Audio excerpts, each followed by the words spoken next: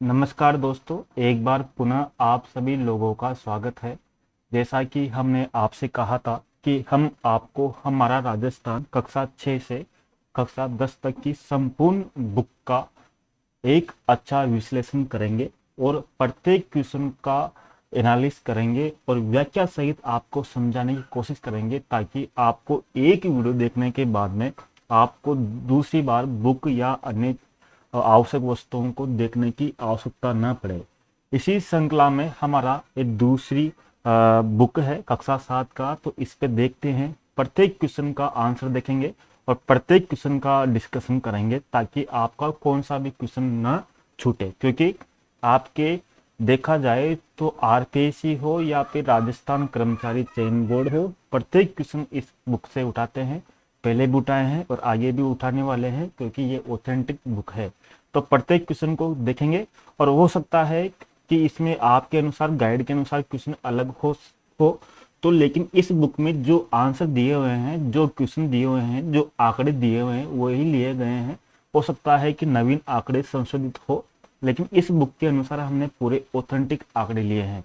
तो पहले अध्याय से कौन कौन से क्वेश्चन बनते हैं, चलो देखते हैं। पहला क्वेश्चन आता है इसमें कि राष्ट्रीय वन नीति वर्ष 1952 संशोधित 1988 के अनुसार कुल भूभाग का वन क्षेत्र होना चाहिए। तो पहले तो आपको ये याद होना चाहिए कि सर्वप्रथम भारत की राष्ट्रीय वन नीति कब बनी थी। तो ये बनी थी 1894 में, प्रथम वन नीति आई थी। सेकंड आई थी 1952 में, तीसरी आई थी 1988 में। तो ठीक है, अभी तक 3 वन नीतियां आ चुकी है। तो प्रथम 1894 आपको ध्यान रखना है और इसका आंसर है 33% भूभाग पर, कुल भूभाग पर वन क्षेत्र होना आवश्यक है। ठीक है, ये आपको ध्यान रखना है। राजस्थान का पता होगा आपको कितने परसेंट भूभाग पर, किसी बुक में 8 पॉइंट के लगभग दिया हुआ है और किसी में 9% के लगभग दिया हुआ है, लेकिन अपन 9% इसमें वन क्षेत्र मानते हैं। सर्वाधिक वन क्षेत्र राजस्थान में उदयपुर जिले में मिलता है। ठीक है, दूसरा क्वेश्चन है केंद्रीय शुष्क क्षेत्र अनुसंधान संस्थान काजरी, तो कहां पर है काजरी? जोधपुर में है। एवं शुष्क वन अनुसंधान संस्थान आफरी किस जिले में स्थित है? तो काजरी और आफरी दोनों किस जिले में स्थित है? तो ध्यान रखना है आपको, जोधपुर जिले में स्थित है। इनकी स्थापना कब हुई थी काजरी की? तो बताइए। एक क्वेश्चन आपसे पूछ सकता है कि काजरी की स्थापना कब हुई थी। तो इसकी स्थापना हुई थी 1959 में, इसकी स्थापना की गई थी। इसी तरह जैसलमेर में जिनबद्र सूरी जो संग्रहालय है, बीकानेर में अनूप संग्रहालय है, जयपुर में जो आपके राम प्रकाश थिएटर है। बहुत सारी चीजें अलग अलग जिलों में मिलती है, जो क्वेश्चन पूछे जा चुके हैं। तीसरा क्वेश्चन है राजस्थान के राज्य के कुल क्षेत्रफल का लगभग भाग वन क्षेत्र में आता है। तो अब देखिए, आपको क्वेश्चन पढ़ना है, आराम से पढ़िए, जल्दीबाजी ना कीजिएगा। अगर आपको क्वेश्चन पढ़ने में थोड़ी दिक्कत आ रही है, आपको समझ में नहीं आ रहा, तो उसको छोड़िए, बाद में पेपर हल करने के बाद में उसको देखिए, जिससे आपका क्वेश्चन गलत ना हो। क्योंकि एक एक क्वेश्चन गलत होने का मतलब है वो क्वेश्चन तो गलत होगा ही सही, साथ में आपको नेगेटिव मार्किंग भी दिलाएगा, और जिससे आप हो सकते हो कि 1 नंबर से आप लाखों बच्चों के नीचे चले जाओ। तो आपको इस बात को विशेष ध्यान रखना है। तीसरा क्वेश्चन है कि राजस्थान राज्य के कुल क्षेत्रफल का लगभग भाग वन क्षेत्र में आता है। तो इसमें ध्यान रखना है 10वां भाग वन क्षेत्र में आता है, इस बुक के प्रथम अध्याय में दिया हुआ है।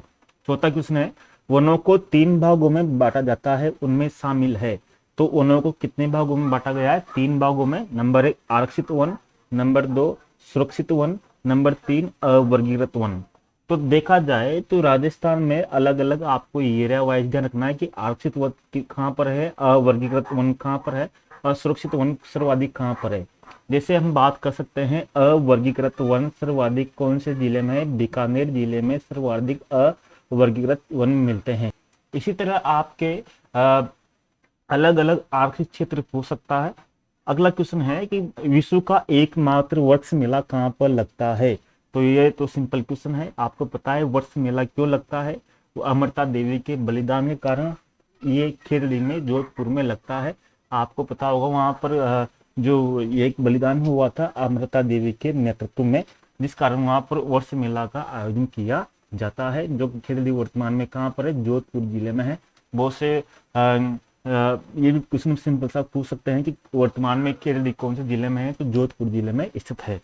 अगला क्वेश्चन है कि राज्य में सर्वाधिक तथा सबसे कम वन क्षेत्र किन जिलों में मिलता है। अब सबसे कम वन क्षेत्र, देखो इस क्वेश्चन का आंसर तो मैं यहाँ पर दे दूंगा, लेकिन आपको 2021 की वन रिपोर्ट आ चुकी है, वन रिपोर्ट राजस्थान की भी आ चुकी है और इसकी भारत की भी आ चुकी है। इस वन रिपोर्ट के अनुसार राजस्थान में 57 किलोमीटर की वन क्षेत्रों की वृद्धि हुई है, ये आपको ध्यान रखना है। तो इस वन क्षेत्र में वर्दी या कमी अलग अलग जिले हो सकते हैं, लेकिन इस बुक में जो दिया हुआ है वो दिया हुआ है, इसका आंसर आपको ध्यान रखना है उदयपुर और चूरू। यानी कि सर्वाधिक वन क्षेत्र मिलता है उदयपुर में, सबसे कम मिलता है चूरू में।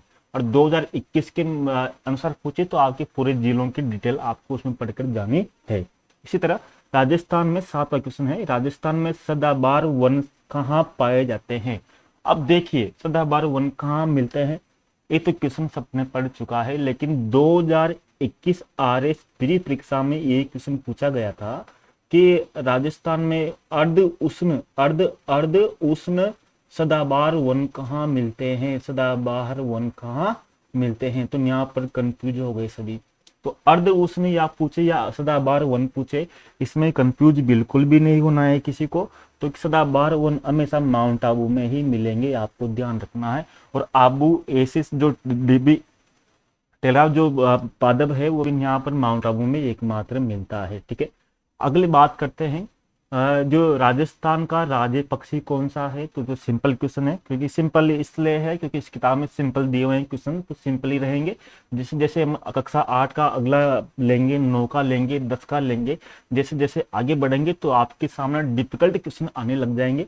लेकिन इन किताबों को जो भी सिंपल क्वेश्चन है जो भी है सबको अपन को पढ़ना आवश्यक है। तो गोडाउन, गोडाउन राजस्थान का राज्य पक्षी है। अब गोडाउन कहाँ मिलता है, एक तो आपको ध्यान रखना है 12 जिले में एक स्थान है। कौन सा स्थान है, तो उस जो आपने नाम सुना होगा 12 जिला और जैसलमेर जिला, जैसलमेर जिले में भी गोडाउन मिलते हैं और अजमेर जिले में भी गोडाउन मिलते हैं। ये आपको ध्यान रखना है गोडाउन कहाँ मिलते हैं। इसके बाद में राजस्थान का राज्य पशु कौन सा है, इसका आंसर दीजिए। तो इसका आंसर है चिंकारा। कौन सा है, वन्य जीव में। अगर वन जीव में पूछे तो एक और है पालतू जीव में ऊंट। अगर पालतू में पूछे तो ऊंट राज्य पशु माना जाता है और वन्य जीव में चिंकारा माना जाता है। इसके बाद में राजस्थान का राज्य वृक्ष कौन सा है। इन क्वेश्चनों को जल्दी जल्दी कर लेते हैं ताकि मोस्ट क्वेश्चन जो आपको नहीं आते उन पर ज्यादा डिस्कशन कर सके। तो इसका आंसर है खेजड़ी। इसके बाद में राजस्थान का राज्य पशु कौन सा है, पालतू पशु। तो इसका सिंपल सा आंसर है ऊंट। राजस्थान का कल्पवृक्ष, अगर आपसे पूछे राज्य पशु पालतू पशु कब बनाया गया, तो इसका आंसर आप लिख सकते हो 2013 में ये पालतू पशु बनाया गया। और ऊंट एकमात्र ऐसा जानवर है जो भारत में सर्वाधिक राजस्थान में मिलता है और सबसे ज्यादा तिरु रूप से इसकी जनसंख्या सबसे कम, सर्वाधिक कम इसी पशु की हो रही है वर्तमान में राजस्थान से। तो यह भी आपको ध्यान रखना है। इसके बाद में राजस्थान का कल्पवृक्ष कौन सा है। तो आप सोच रहे होंगे इतने सिंपल क्वेश्चन पूछ सकते हैं कि हाँ पूछेंगे, क्यों नहीं पूछेंगे, 100% पूछेंगे, सिंपल क्वेश्चन पूछेंगे। और सिंपल क्वेश्न ही हमारे गलत होते हैं और जब से हार्ड जो अलग क्वेश्चन होते हैं वो अपने सही होते हैं। तो इस पे विशेष ध्यान देने की भी आवश्यकता है। राजस्थान का राज्य कल्पवृक्ष कौन सा है, तो कल्पवृक्ष किसे कहा जाता है, खेजड़ी को। अब देखो आपके कल्पवृक्ष में रोहिड़ा भी आपके आ सकता है या खेजड़ी भी आ सकता है। तो आपको ध्यान रखना कल्प वृक्ष पूछ रहा है तो कल्प में के है। इसी तरह खेजड़ी में भी आप देखोगे तो खेजड़ी में भी के है, क्या है के। तो कल्प खेजड़ी दोनों में के है। तो ध्यान रखना के जिसमें है वो कहलाएगा खेजड़ी, नहीं कल्पवृक्ष से कहलाता है। बहुत से बच्चे कल्पवृक्ष को रोहिड़ा कर देते हैं। राजस्थान का राज्य पुष्प कौन सा है, तो इसका आंसर कौन सा रहेगा, इसका आंसर रहेगा रोहिड़ा। इसके बाद में सेवन घास किन जिलों में पाई जाती है। अब सेवन घास क्या है, एक पौष्टिक घास है जो कहाँ पर मिलती है आपको पता होगा। जो थार का गड़ा, थार का गड़ा किसे कहा जाता है बताओ, किसको याद है। तो सबको पता है थार का गड़ा चंदन नलकूप को कहा जाता है। चंदन नलकूप को जो मोहनगढ़ यानी कि पोखरण से मोहनगढ़ के बीच में जैसलमेर में के बीच में मिलता है। तो सेवन घास, तो सेवन घास कहाँ मिलती है बताइए आप। इसका आंसर है जैसलमेर में सेवन घास मिलती है। राजस्थान में राष्ट्रीय उद्यान है।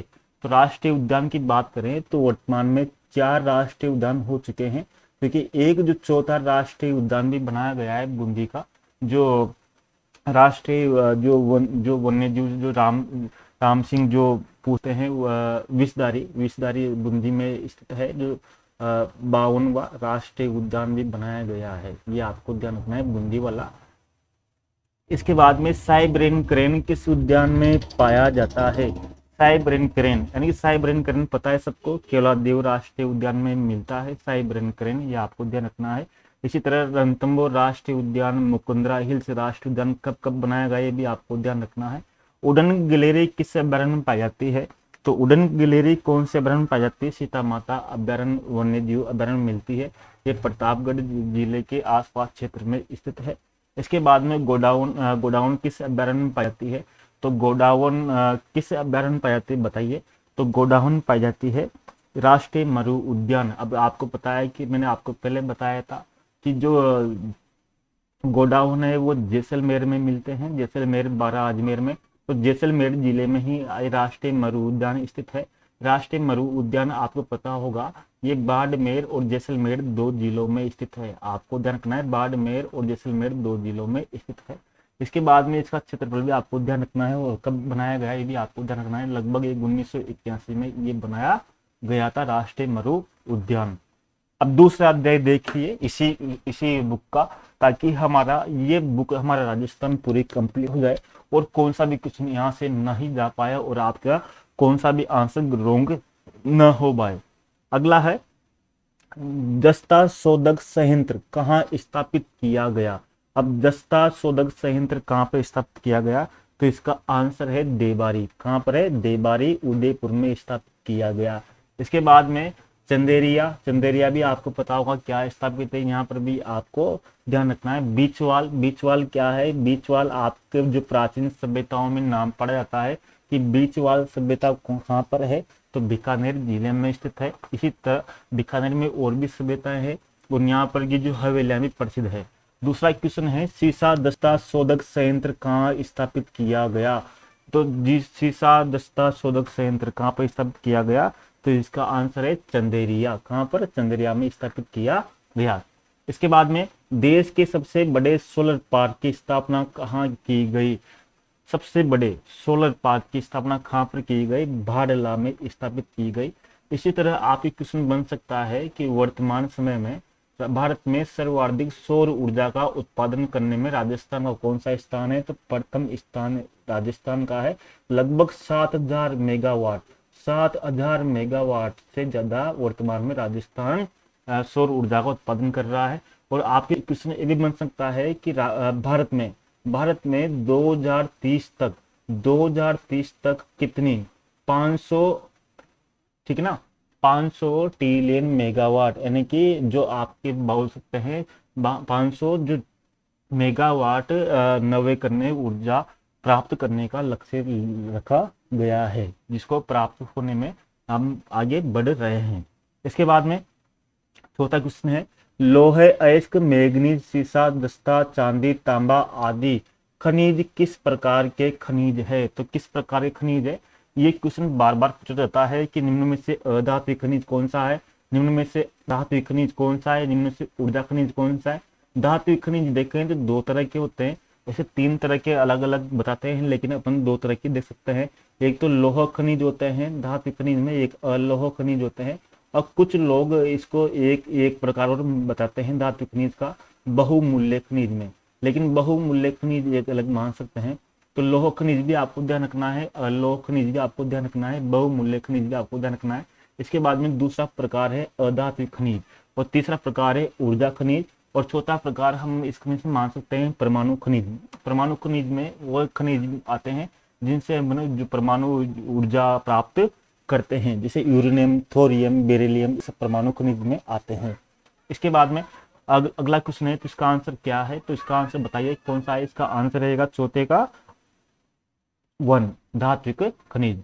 5वां क्वेश्चन है, खनिजों की उपलब्धता और उत्पादन में राजस्थान का सर्वाधिक महत्वपूर्ण क्षेत्र कौन सा है? तो सर्वाधिक महत्वपूर्ण क्षेत्र माना जाए तो सर्वाधिक महत्वपूर्ण क्षेत्र है अरावली पर्वतमाला।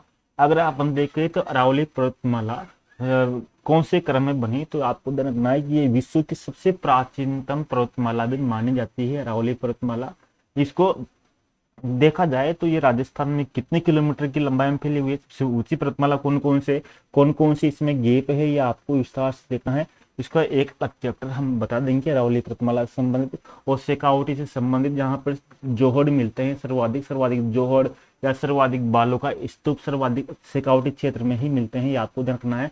जैसे इस बार क्वेश्चन पूछा गया था कि शेखावटी क्षेत्र की सबसे बड़ी हवेली कौन सी है, तो आपको ध्यान रखना है शेखावटी क्षेत्र की सबसे बड़ी हवेली, जो रेट 2020 में पूछा गया था कि शेखावटी क्षेत्र की सबसे बड़ी हवेली कौन सी है, जो सीधे सीधे सामाजिक विज्ञान की जो बुक में दिया हुआ था कक्षा 8 की बुक में कि कौन सी है। तो आपको ये सामाजिक विज्ञान की बुक को मैं पढ़ाऊंगा हमारा राजस्थान होने के बाद में, ये आपके एनसीईआरटी और आरबीएससी बुक को मैं पूरा कंप्लीट कराऊंगा, यानी कि कौन सा भी क्वेश्चन आपके बाहर नहीं जाना चाहिए। और कमेंट बॉक्स में आप भी कर दिया करो कि आपको कौन कौन सी वस्तुएं आपको और विस्तार से पढ़ना है, ठीक है।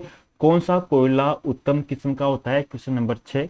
तो सबसे उत्तम श्रेणी का होता है एंथ्रेसाइट कोयला, जो भारत में मिलता है, केवल जम्मू कश्मीर में कहाँ मिलता है, केवल जम्मू कश्मीर में ही मिलता है एंथ्रेसाइट कोयला। यानी कोयला 4 प्रकार का होता है, एंथ्रेसाइट, बिटुमिन्स और लिग्नाइट और पीट, 4 प्रकार का कोयला होता है। सबसे उत्तम प्रकार का होता है एंथ्रेसाइट, जो केवल एकमात्र कहाँ मिलता है, जम्मू कश्मीर राज्य में या केंद्र शासित प्रदेश में मिलता है। 7वां क्वेश्चन है राजस्थान में कौन सा कोयला पाया जाता है, तो इसका आंसर दीजिए। तो राजस्थान में जो कोयला मिलता है वो मिलता है लिग्नाइट प्रकार का कोयला मिलता है। तो कोयले की आपको खाने भी ध्यान रखनी है, जैसे बीकानेर बाड़मेर की जो खाने, कपूररी, जलीपा, जो बरसिंहसर, जो आपके कोयले की खाने हैं वो आपको ध्यान रखनी है। इसी तरह एक क्वेश्चन पूछा गया था कि भारत की प्रथम कोयला खान कौन सी है, तो भारत की प्रथम कोयला खान कौन सी है, तो आपको पता होगा 1773 में वारेन हेस्टिंग्स के समय भारत का जो प्रथम वायसराय था, तो उस समय 1773 में भारत की प्रथम खान खुद गई कोयले की, उसका नाम था रानीगंज। कौन सी थी, रानीगंज प्रथम भारत की कोयला खान थी। लिग्नाइट का जो सर्वाधिक उत्पादन कौन सा राज्य करता है, तो आपको ध्यान रखना है तमिलनाडु सर्वाधिक उत्पादन करता है। और वहाँ का जो नवेली है, नवेली आपको ध्यान रखना है, नवेली कहाँ पर है, तो तमिलनाडु में है, ये लिग्नाइट कोयले के लिए प्रसिद्ध है। राजस्थान में लिग्नाइट कोयला कहाँ कहाँ मिलता है, देखो यहाँ पर आ गया आपके बरसिंहसर आ गया, मेड़ता रोड आ गया, आपके कपूरडी आ गया आपके, तो ये सभी क्षेत्र यहाँ पर मिलते हैं। आपको एक नक्शा भी मैं कराऊंगा, यानी कि आपकी इतनी कंप्लीट तैयारी कराने की कोशिश करूंगा मैं इस यूट्यूब चैनल के माध्यम से, ताकि आपको अलग से आपको ये न लगे कि हमारा ये कोई कमजोर क्षेत्र रह गया। मैं हर एक चीज आपको कंप्लीट कराऊंगा, बस थोड़ा धीरे रखिए। कभी कभी हो सकता है कि मुझे कुछ काम आ जाए, क्योंकि अभी वर्तमान में हमारे गवर्नमेंट स्कूल में पेपर चल रहे हैं, तो गवर्नमेंट स्कूल घर का दायित्व तो बहुत से काम होते हैं, तो हो सकता है कि वीडियो बनाने में थोड़ा टाइम लग जाए, लेकिन आपके कंप्लीट जरूर कराऊंगा मैं आपके पूरा कोर्स, चाहे आपके रिट का हो, सेकंड ग्रेड का हो, RS3 का हो, किसी का भी हो, आपके पूरा मैं कोर्स कराऊंगा।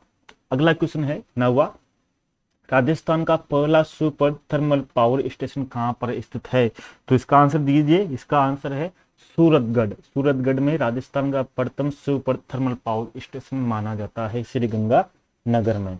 इसके बाद में 10वां, ये आपको मैं क्वेश्चन बोल के बता देता हूं ताकि आपको, राजस्थान में लिग्नाइट ताप विद्युत संयंत्र कहाँ पर स्थित है, तो इसका आंसर कर चुका है यहाँ से, लेकिन मैं आपको बता देता हूँ लिग्नाइट आधारित ताप विद्युत संयंत्र कहाँ पर स्थित है, तो इसका आंसर है गिरल। कहाँ पर है, गिरल। गिरल कहाँ पर है, बाड़मेर में स्थित है, ठीक है। कहाँ पर है ये, बाड़मेर में स्थित है। इसके बाद में 11वां, किस स्थान पर कोयले पर आधारित ताप विद्युत स्थित है, तो कोयले पर आधारित ताप विद्युत संयंत्र स्थित है, तो कहां पर स्थित है, तो ये है छबड़ा में ही स्थित है। इसी तरह 12 में आपको 2 चीजें तो ध्यान रखना है 12 की जैसे इस बार पूछा गया था कि बंड देवरा, यानी कि बंड देवरा कहां पर है, ठीक है। बंड देवरा कहां पर है, तो ये बंड देवरा 12 में है, आपको ध्यान रखना है। इसको मिनी खजुराहो कहते हैं राजस्थान का मिनी खजुराहो किसे कहा जाता है, बंड देवरा को कहा जाता है। बंड देवरा 12 में। इसके बाद में मैं आपको दो चीजें बता रहा था कौन कौन सी। एक तो चमड़ा आपको ध्यान रखना है, एक आपको कवाई ध्यान रखना है, कवाई। एक चमड़ा और कवाई ऊर्जा उत्पादन की दृष्टि से भारत सॉरी 12 के दो प्रसिद्ध स्थान है जो बार बार पूछे जाते हैं, एक चमड़ा एक कवाई। और साथ में बंड देवरा पूछा गया है, तो बंड देवरा कहाँ पर है, 12 में है। क्यों फेमस है, मिनी खजुराहो के लिए फेमस है। अगला 12वां, किस बेसिन में खनिज तेल पाया जाता है। 12वां क्वेश्चन है किस बेसिन में खनिज तेल पाया जाता है। तो खनिज तेल के लिए Jaisalmer basin, Bikaner Nagaur basin, Barmer Sanchore basin, इन सभी बेसिन में। अब आपके राजस्थान में देखा जाए तो राजस्थान में कुल कितने बेसिन है, तो आपको बता दूं राजस्थान में कुल 4 बेसिन है। कितने बेसिन है, 4 बेसिन है। 3 बेसिन तो यहाँ दिए हुए हैं आपके, जैसलमेर बेसिन, बीकानेर बेसिन और बाड़मेर जासौर सांचौर बेसिन, और एक राजस्थान बेसिन भी है, उसको हाड़ौती बेसिन भी बोलते हैं या इंडियन बेसिन भी बोलते हैं। तो इस तरह से राजस्थान में 4 बेसिन है। यानी कि आप देखिए, इस्तेमाल कीजिए, पूरे ऑप्शन को देखिए, ताकि आपकी जो जानकारी है वो धीरे धीरे आपके गढ़ के रूप में बढ़ जाएगी। और जब पेपर होगा तो यकीन मानिए कि आप जो लिस्ट होगी उसमें आपका नाम तो होगा, लेकिन आप टॉपर होंगे। आपको मैं एक चीज बताऊं, उसमें ध्यान रखना। जैसे 2 मिनट 1 मिनट डिस्कशन कर लेता हूं आपको। जैसे जो कट ऑफ जाती है, जैसे मान लीजिए आपके कौन सी परीक्षा हुई, आपके कट ऑफ गई 75%, ठीक है। अब 75% जनरल की मान लेता हूं मैं। तो इस जो कट ऑफ के ऊपर लगभग बच्चों के 85-90% तक नंबर आते हैं। तो आपको कट ऑफ तो पार करनी है, लेकिन आपको टॉपर बच्चों में शामिल होना है। और टॉप कब कर पाओगे आप, यानी कि टॉप करने का मतलब ये है कि आपका धीरे धीरे इतना पढ़ने के एक एक क्वेश्चन का आप एनालिसिस कीजिए और ऑथेंटिक बुक से पढ़िए। मैं आपको धीरे धीरे से बता दूंगा कौन कौन सी ऑथेंटिक आपको बुक पढ़नी है, क्योंकि मार्केट में वर्तमान समय में अथाह सागर भंडार आ चुका है किताबों का। तो इसलिए भ्रमित मत होना, मैं आपके लिए सब अवेलेबल करा दूंगा। और मेरे जो व्हाट्सएप ग्रुप है उसे बना हुआ है, उस पर भी मैं बच्चों को अवेलेबल कराता हूँ। फिर भी मैं आपको बताता हूँ, वो नंबर 74 140 35 392। इस नंबर पर अगर आप ग्रुप पर जुड़ सकते हैं, और मैं आपको जो ऑथेंटिक बुक है वो यथासंभव आपको देने का प्रयास करूंगा। तो आप भी सोच सकते हैं सर ऐसा क्यों कर रहे हैं। देखो, मैं तो वर्तमान में गवर्नमेंट सेवा में हूँ और पिछले 8-9 साल से दे रहा हूँ। और मेरा उद्देश्य है कि जो लगभग बेरोजगारी एक बहुत बुरी बात होती है, तो सबके सिर से जो बेरोजगारी का जो दब्बा है वो हट सके। यानी कि यूट्यूब के माध्यम से जो मेरा सपना था कि हाँ मैं बच्चों को पढ़ाऊं, तो इसके माध्यम से मैं पढ़ा भी रहा हूँ और उनको कुछ जो ऑथेंटिक जानकारी है वो भी दे रहा हूँ। तो इसी के माध्यम से मुझे देने का सौभाग्य प्राप्त हुआ। अगर यूट्यूब या सोशल मीडिया नहीं हो पाता तो मैं आप लोगों से जुड़ नहीं पाता। अगला क्वेश्चन है 13वां, गोटारू और कमली ताल, तनोट, मनिहार, टिब्बा, रामगढ़, राजेश्वरी, डाडेवाला आदि स्थानों से किस प्रकार के भंडार प्राप्त हुए हैं। तो इसका आंसर है प्राकृतिक गैस के प्राप्त हुए हैं। राजस्थान में सर्वप्रथम आपको पता होगा गोटारू से सर्वप्रथम प्राकृतिक गैस निकाली गई है। इसके बाद में सादेवाला, 14वां, बागेवाला, ऐश्वर्या, मंगला का संबंध किससे है। तो इसका संबंध किससे है, तो इसका संबंध है खनिज। और एक और आपको एडवाइस देना चाहूंगा कि अपनी कॉपी में शॉर्ट नोट्स बनाइए। आपके अपने तरीके से शॉर्ट नोट्स बनाइए, अपनी लैंग्वेज में बनाइए, चाहे आपकी हैंड राइटिंग कैसी भी हो, आपको शॉर्ट नोट्स बनाने हैं। अब शॉर्ट नोट्स कैसे बनाने हैं वो आप जानते होंगे, आपको ज़्यादा समझाने की जरूरत भी नहीं है, लेकिन आपको शॉर्ट नोट्स बनाना बहुत आवश्यक है। अगला क्वेश्चन है, राजस्थान में प्राकृतिक गैस आधारित विद्युत ग्रह कौन कौन से हैं। तो प्राकृतिक गैस आधारित विद्युत ग्रह एक तो रामगढ़ जैसलमेर में है, अंताब बारा में है और धौलपुर में है। ये सभी प्राकृतिक गैस आधारित विद्युत ग्रह हैं, ठीक है। तीसरा पार्ट, तीसरा अध्याय, कृषि और सिंचाई से संबंधित। देखिए इसमें इस क्वेश्चन में देखिए, राजस्थान में सिंचाई के निम्नलिखित साधनों में से किससे सर्वाधिक सिंचाई की जाती है। तो सर्वाधिक सिंचाई किस साधन से की जाती है, तो सर्वाधिक की जाती है नलकूपों से। तो नलकूपों से सर्वाधिक सिंचाई की जाती है, वो की जाती है जयपुर जिले में, ठीक। कहाँ पर, जयपुर जिले में सर्वाधिक सिंचाई की जाती है। तालाबों से बात करें तो तालाबों से सर्वाधिक सिंचाई भीलवाड़ा जिले में की जाती है। कहाँ पर, भीलवाड़ा जिले में। इसके बाद में नहर से सर्वाधिक सिंचाई होती है श्री गंगानगर जिले में। श्री गंगानगर जिले में सर्वाधिक नहर से सिंचाई होती है। ठीक है, तो ये आपको ध्यान रखना है। वाटरमैन जल पुरुष के नाम से कौन प्रसिद्ध है? तो ये प्रसिद्ध है राजेंद्र सिंह। और कैलाश सागला किसके नाम से प्रसिद्ध है? शेर पुरुष यानी भाग सिंह, यानी कि इनके प्रयासों से बाघ परियोजना भारत में शुरू हुई। जैसे भारत में जो 1972 में तो वन्य जीव अधिनियम बना था, वन्य जीव अधिनियम। उसके बाद में 1973 में बाघ परियोजना शुरू हुई थी। तो भारत में बाघ परियोजना की शुरुआत करने का श्रेय कैलाश सागला को जाता है, जिसकी शुरुआत की गई थी 1973 में। और राजेंद्र सिंह को वाटरमैन जल पुरुष भी कहा जाता है। अमरता विश्व में आपको पता है, इसके उपलक्ष्य में राजस्थान में वन मेला, वृक्ष मेला लगाया जाता है। अगला है जल संरक्षण हेतु सिंचाई की उत्तम विधि कौन सी है? तो इसका आंसर दीजिए। तो इसमें सबसे उत्तम विधि मानेंगे तो बूंद बूंद सिंचाई या फव्वारों से सिंचाई विधि। अगर हम बात करें तो राजस्थान की ऐसी प्रथम कौन सी परियोजना है जिसमें फव्वारों से या बूंद बूंद सिंचाई से नहर के माध्यम से सिंचाई की जाती है? तो बाड़मेर और जालोर जो जिले हैं, बाड़मेर जालोर, इन दो जिलों में नर्मदा जो सरदार सरोवर परियोजना है, सरदार सरोवर परियोजना के माध्यम से यहाँ पर नहर आई हुई है। तो इस नहर के माध्यम से सर्वप्रथम बूंद बूंद सिंचाई और फव्वारों के माध्यम से सिंचाई की जाती है। तो आपको ध्यान रखना है कि बाड़मेर और जालोर जिले में सरदार सरोवर परियोजना के माध्यम से लाभान्वित हुए जिले हैं, ये आपको ध्यान रखना है। अगला क्वेश्चन है, राजस्थान का बाजरा, इसबगोल, सरसों, ग्वार, मोट, जीरे के उत्पादन में देश का कौन सा स्थान है? तो बताइए, इसका स्थान है पहला, यानी कि बाजरा में, इसबगोल में, सरसों में, ग्वार में, मोठ में, जीरे में, इनमें सब में उत्पादन में कौन सा स्थान है? पहला स्थान किसका है? राजस्थान का पहला स्थान माना जाता है। पांचवा क्वेश्चन है, एशिया महाद्वीप का सबसे बड़ा कृषि पारंप स्थित है? तो एशिया महाद्वीप का सबसे बड़ा कृषि पारंप कहाँ पर स्थित है? तो सबसे बड़ा कृषि पारंप है सूरतगढ़ में स्थित है। अगला, मेवाड़ का प्रमुख भोजन निम्न में से कौन सा है? तो मेवाड़ का जो मुख्य भोजन है वो कौन सा है? मक्का माना जाता है। कौन सा? मक्का प्रमुख भोजन है। इसके बाद में कपास, गन्ना, तंबाकू, तिलहन आदि किस प्रकार की फसलें हैं? तो कपास, गन्ना, तंबाकू, तिलहन आदि किस प्रकार की फसलें मानी जाती है? ये व्यापारिक फसलें मानी जाती है। तिलहन फसलें कौन सी मानी जाती है? जिनसे तेल निकलता है। खाद्यान्न फसलें किसे मानी जाती है? जिससे खाते हैं। और दलहन फसलें कौन सी मानी जाती है? जिनसे दाल बनती है। और व्यापारिक फसलें वो मानी जाती है जिनको बेचकर अपन पैसा कमाते हैं, कि जो नकदी फसलें होती है।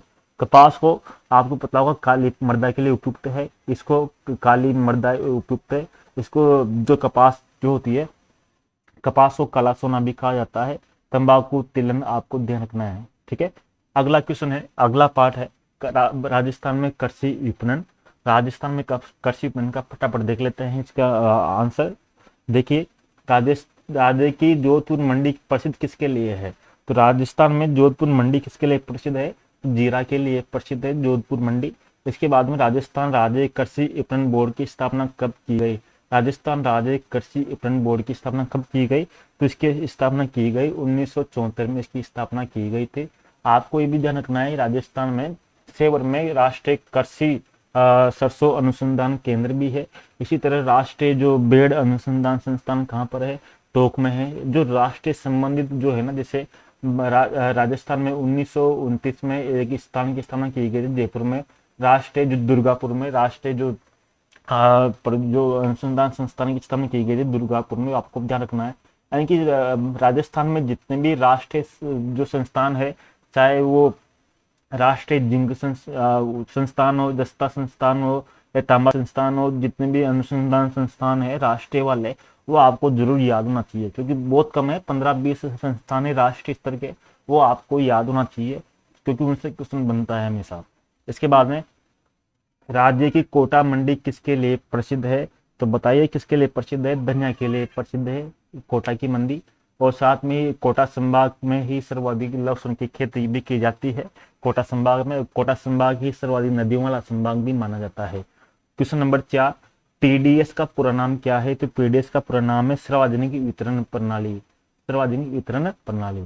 इसके बाद में 5वां क्वेश्चन है, वह तंत्र या प्रणाली जिससे देश में गरीब लोगों को खाद्यान्न वितरण की सुविधा प्रदान की जाती है, वह है पीडीएस है। ठीक है, अगला क्वेश्चन देखते हैं। व्यापार पढ़ते हैं। देखो, राजस्थान में प्रथम सूती वस्त्र मिल कौन सी थी? कृष्णा मिल लिमिटेड की स्थापना कहाँ की गई थी? तो इसकी स्थापना कहाँ पर की गई थी? फटाफट आपको भी याद होना चाहिए, कौन सा टिक करोगे तो आप ब्यावर इस पर टिक करोगे। लाखेरी, लाखेरी बूंदी में है, यहाँ पर सर्वप्रथम राजस्थान में सीमेंट की फैक्ट्री की स्थापना की गई थी। नीम का थाना कहाँ पर है? बिचवाल कहाँ पर है? आपको पहले बताया था बिचवाल सभ्यता कहाँ पर है, तो बिचवाल सभ्यता बीकानेर में है, तो आपको ध्यान रखना है। नीम का थाना कहाँ पर है ये आपको बताना है। इसके बाद में राजस्थान में प्रथम सूती वस्त्र मिल द कृष्णा मिल्स लिमिटेड की स्थापना किस वर्ष की गई थी? तो इसका आंसर बताइए, तो इसकी स्थापना कब की गई थी? प्रथम सूती वस्त्र मिल, तो इसकी स्थापना की गई थी 1887 में। सॉरी यहाँ गलती लिख दिया उन्होंने, तो 1887 में प्रथम मिल की स्थापना की गई थी, द कृष्णा मिल्स लिमिटेड की स्थापना की गई थी। इसी तरह राज्य स्तरीय निर्यात पुरस्कार योजना के तहत कितने श्रेष्ठ निर्यातकों को पुरस्कृत किया जाता है? तो कितने को किया जाता है? 35 निर्यातकों को पुरस्कृत किया जाता है। राज्य सरकार ने कृषि प्रसंस्करण, कृषि व्यवसाय, कृषि निर्यात प्रोत्साहन हेतु किस नीति का निर्माण किया? तो किस नीति का निर्माण किया? तो इसने 2019 में इस नीति का निर्माण किया। इस नीति को आपको पढ़ के जानना है, इसमें कौन कौन सी है। इस बार ये किस नीति, कृषि प्रसंस्करण, कृषि व्यवसाय, कृषि निर्यात प्रोत्साहन नीति 2019 आर एस मेंस के फर्स्ट पेपर में पूछा गया था 2021 में कि ये नीति की 5 विशेषताएं बताइए। तो ये मेंस में 2021 में पूछा गया था। इसके बाद में वह व्यापार जो एक देश से अन्य देशों के साथ किया जाता है वो किस प्रकार का व्यापार होता है? तो वह किस प्रकार का व्यापार होता है? अंतर्राष्ट्रीय व्यापार होता है। इसके बाद में देखते हैं वह व्यापार जो एक राज्य का अन्य राज्यों से व्यापार हो तो वह किस प्रकार का व्यापार कहलाता है? तो वह अंतर्राज्यीय व्यापार कहलाता है। वस्त्र नगरी के नाम से कौन सा जिला जाना जाता है? तो भीलवाड़ा जाना जाता है। इसके बाद में राज्य का दूसरा सबसे बड़ा कृषि आधारित उद्योग कौन सा है? तो दूसरा सबसे बड़ा कृषि आधारित उद्योग माना जाता है चीनी उद्योग। अब प्रथम कौन सा है कृषि आधारित उद्योग? बताइए कौन सा है? सूती वस्त्र उद्योग। तो प्रथम कौन सा? सूती वस्त्र उद्योग। दूसरा चीनी उद्योग। ये आपको ध्यान रखना है। अब छठा अध्याय है, ये लास्ट अध्याय है आज के वीडियो का। उसके बाद में कक्षा 8 के देखेंगे, फिर 7 के जो बच्चे उनको देखेंगे, यानी कि धीरे धीरे हम सबको कंप्लीट कर लेंगे, ठीक है। इसके बाद में कक्षा 6 में राजस्थान के प्रमुख शासक किस मुगल बादशाह ने जसवंत सिंह को महाराजा की उपाधि प्रदान की थी? तो देखिए राजस्थान के प्रमुख शासक, ये आपके जो राजस्थान दिन का जो छठा अध्याय है इसका संबंधित है। तो इसमें देखिए कि किस मुगल बादशाह ने जसवंत सिंह को महाराजा की उपाधि प्रदान की थी। तो जसवंत सिंह कहाँ के शासक थे? तो जोधपुर के थे। तो जोधपुर के थे। इसके जो पुत्र थे वो भी आपको ध्यान होना चाहिए, दुर्गादास भी आपको पता होना चाहिए। तो किस बताओ आप फटाफट, तो किसने महाराजा की उपाधि प्रदान की थी? तो शाहजहां ने इसको उपाधि प्रदान की थी। आपको पता होगा जसवंत सिंह ने जब वापिस जो युद्ध हुआ था शाहजहां के बाद में, जो उत्तराधिकार युद्ध हुआ था मुगल साम्राज्य में, तो जसवंत सिंह वापिस चले गए थे जोधपुर में। तब इसकी रानी ने अपने जो उसके दुर्ग के दरवाजे नहीं खोले थे, तो वापिस जसवंत सिंह को वापिस जना पड़ा था युद्ध के मैदान में। बाद में 1678 में इनकी मृत्यु हो गई थी जमरूद में इनकी मृत्यु हो गई थी। इसके बाद में मिर्जा राजा जय सिंह के काल में, यानी कि जसवंत सिंह का पुत्र कौन था? पता होगा आपको, अजीत सिंह था। अजीत सिंह इसका पुत्र था। अजीत सिंह की रक्षा किसने की थी? वीर दुर्गादास राठौर ने की थी। जसवंत सिंह का दरबारी था। तो आपको ध्यान होना चाहिए अजीत सिंह कौन था, दुर्गादास राठौर कौन था। इसी तरह जसवंत सिंह के दरबार में अनेक जो कवि थे, जैसे मोहम्मद नैंसी थे, जिन्होंने लिखी राजस्थान की जो ग्रेडियर कहलाती है। बहुत सारे फेमस में, यानी कि राजस्थान में 5-6 शासक है, उनके बारे में आपको विस्तार से याद होना चाहिए। जसवंत सिंह हो गया, महाराणा सांगा हो गया, मान सिंह हो गया, या सवाई जी सिंह हो गया। इन शासकों के बारे में जो महत्वपूर्ण चीजें आपको याद होना आवश्यक है। दूसरा, मिर्जा राजा जय सिंह के काल में 1662 ईस्वी में बिहारी सतसई लिखी गई। कब लिखी गई? 1662 में बिहारी सतसई लिखी गई। उसके लेखक कौन थे? तो इसके लेखक कौन थे? तो इसके लेखक थे राजकवि बिहारी थे। बिहारी किसके समकालीन थे? मिर्जा राजा जय सिंह के समकालीन थे। अब आपको भी याद होना चाहिए कि मिर्जा की उपाधि किसने दी राजा जय सिंह को। इसके बाद में राजपूताना का करण किस शासक को कहा जाता है? तो इसका आंसर फटाफट बताइए। तो इसका आंसर है महाराजा राय सिंह।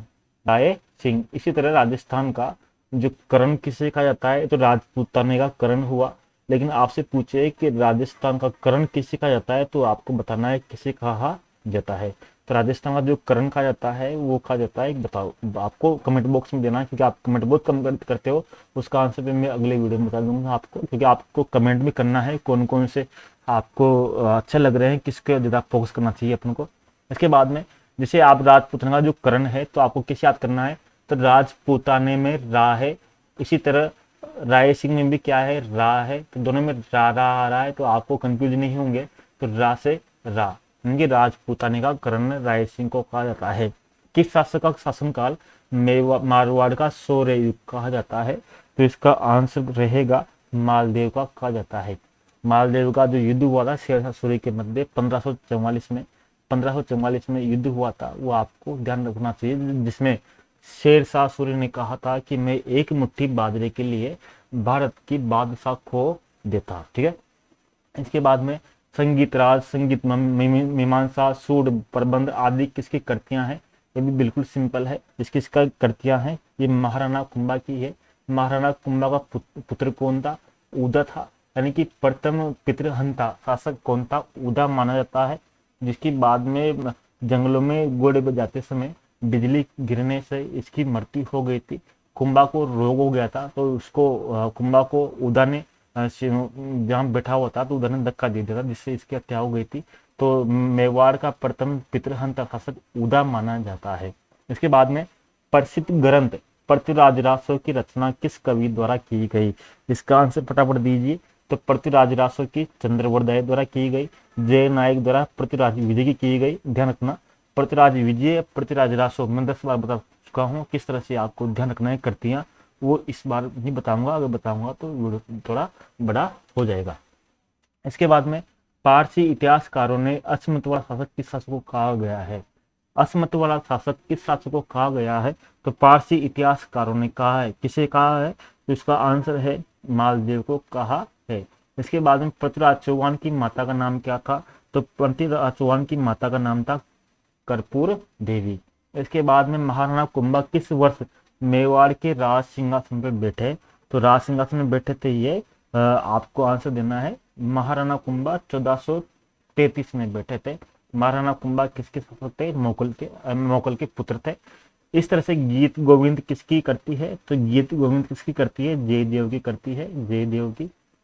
इसके बाद में किस शासक द्वारा अचलगढ़ दुर्ग, बसंती का दुर्ग, बुमट दुर्ग, मचान का दुर्ग आदि दुर्गों का निर्माण करवाया गया, तो किस शासक के द्वारा करवाया गया, महाराणा कुंभा के द्वारा इन दुर्गों का निर्माण करवाया गया। अचलगढ़ सिरोही में है, बसंती दुर्ग, बुमट दुर्ग, मचान दुर्ग, सर्वाधिक दुर्गों का निर्माण कुंभा के द्वारा करवाया गया था। रणछोड़ भट्ट द्वारा किस भाषा में राज परिस्थिति की 25 शिलाओं को खुदवाया गया था, तो 25 शिलाओं को खुदवाया गया था, किसमें खुदवाया गया था, ये खुदवाया गया संस्कृत भाषा में। इस तरह से और भी अध्याय है। आगे की जो कक्षा 8 की है उस पर विस्तार से याद करेंगे, और कक्षा 6 की आपने देख ही ली होगी, उसको भी देखना है आपको। यानी कि कक्षा 6 से लेकर 10वीं की हमारे राजस्थान की जो महत्वपूर्ण प्रश्न है उसके माध्यम से इसको कंप्लीट करने की कोशिश करेंगे। और जो कक्षा 9 और जो 10 रहेगी, वो 9 और 10 हमारा राजस्थान वो थोड़ी बड़ी बुक है, तो बड़ी बुक होने के कारण 9 और 10 को अलग अलग पार्टों में विभाजित करेंगे। लगभग 9 के भी 3 पार्ट बनेंगे और कक्षा 10 के 4 या 5 पार्ट बनेंगे, जिसके माध्यम से यूट्यूब के माध्यम से जब जाके पूरी होगी। धन्यवाद, जय हिंद, नमस्कार, और पढ़ते रहिए धीरे धीरे और अपनी नींव मजबूत कीजिए। जय हिंद।